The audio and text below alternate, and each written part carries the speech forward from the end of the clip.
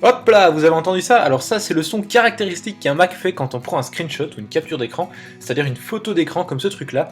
Et à la fin de cette vidéo, je peux vous garantir que vous allez absolument tout savoir sur les screenshots sur Mac. C'est parti!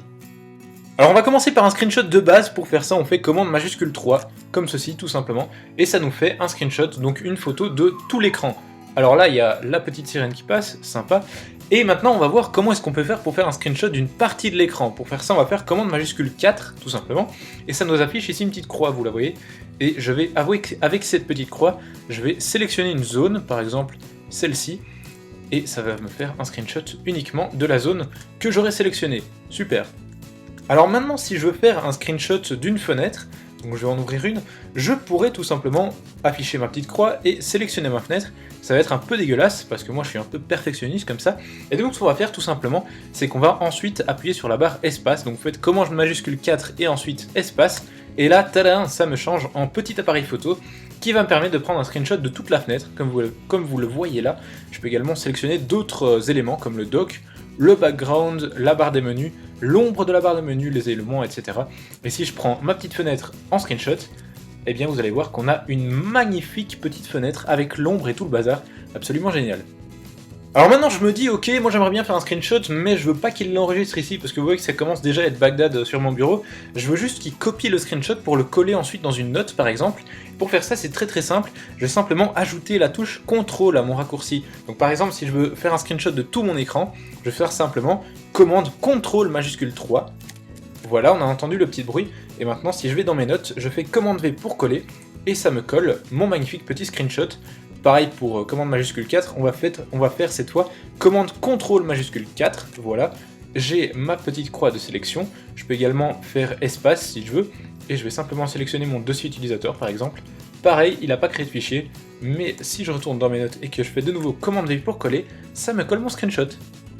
Alors petite info en passant, si vous vous dites tiens maintenant je vais faire un screenshot, commande majuscule 4, et là vous vous dites ah bah non en fait je sais pas pourquoi j'ai fait ça, eh bien il suffit d'appuyer sur la petite touche ESC, ESC, qui se trouve en haut à gauche de votre clavier, vous appuyez là-dessus et voilà, tout simplement vous quittez le truc. Alors si vous voulez changer les raccourcis clavier, il suffit d'aller dans les préférences système, dans clavier, et ensuite raccourcis. Normal, c'est des raccourcis clavier, et là vous avez un petit truc capture d'écran dans lequel vous avez les différents raccourcis que vous avez, donc, et vous double-cliquez là-dessus pour le modifier.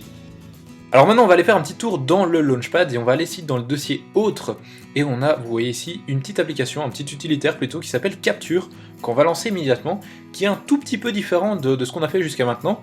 Alors on va commencer par faire ici, on va aller dans le menu Capture, et vous voyez qu'on a différentes choses, on a une sélection de base, on a capture d'une fenêtre, capture de l'écran et capture d'écran en différé. Voilà. Alors maintenant, on va aller dans les préférences de ce truc-là, avant d'aller plus loin avec cet utilitaire, et vous voyez ici qu'on a la possibilité d'afficher un type de pointeur, parce que si je fais commande majuscule 3, hop, ça me fait mon screenshot, non pardon, je vais le refaire pour qu'on voit bien la souris, je mets la souris sur le soleil, commande majuscule 3, voilà, et vous allez voir que la souris, eh bien on ne la voit pas. Alors avec ce petit utilitaire-ci, la souris, on va pouvoir la voir, et même n'importe quel type de curseur, et on va voir tout de suite ce que ça donne.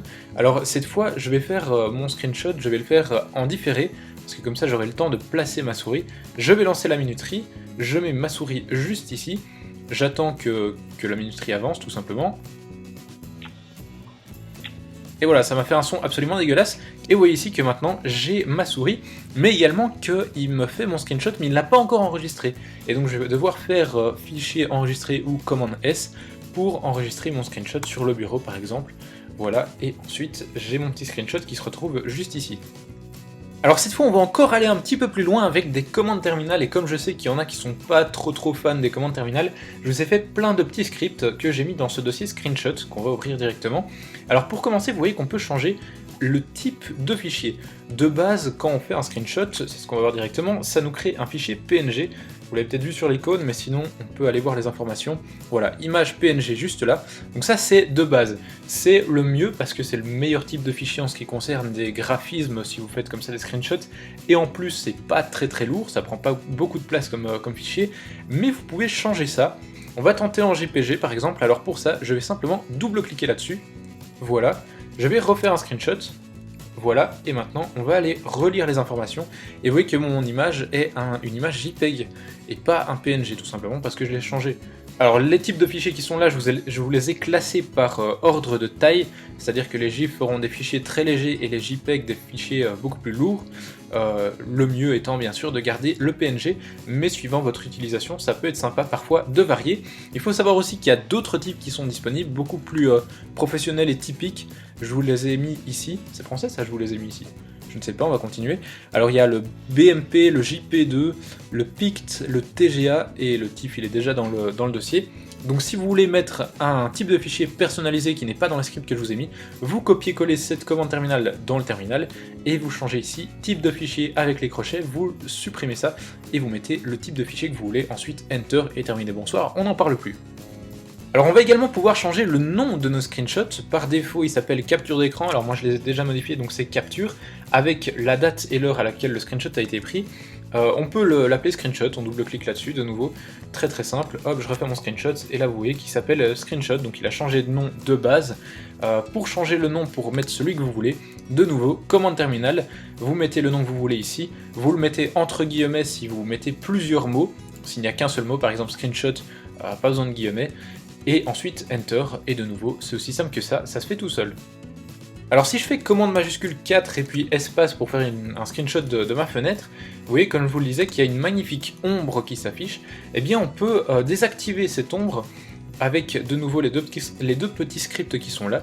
Si je double-clique sur 100, donc sans ombre forcément, je vais refaire commande majuscule 4, hop, espace, et là, eh bien, vous voyez que je n'ai pas d'ombre sur ma fenêtre, et je peux relancer avec pour vous montrer que... Ah non, là ça l'a pas fait.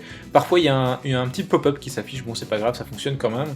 Et là je refais commande majuscule 4, espace, et j'ai de nouveau mon ombre comme on le voit juste là. Dernière petite chose, on va pouvoir également changer la localisation où sont enregistrés vos screenshots. Comme vous avez pu le voir depuis le début de cette vidéo, ça s'enregistre de base sur le bureau, mais on peut le mettre ailleurs. Je vous ai de nouveau fait des petits scripts.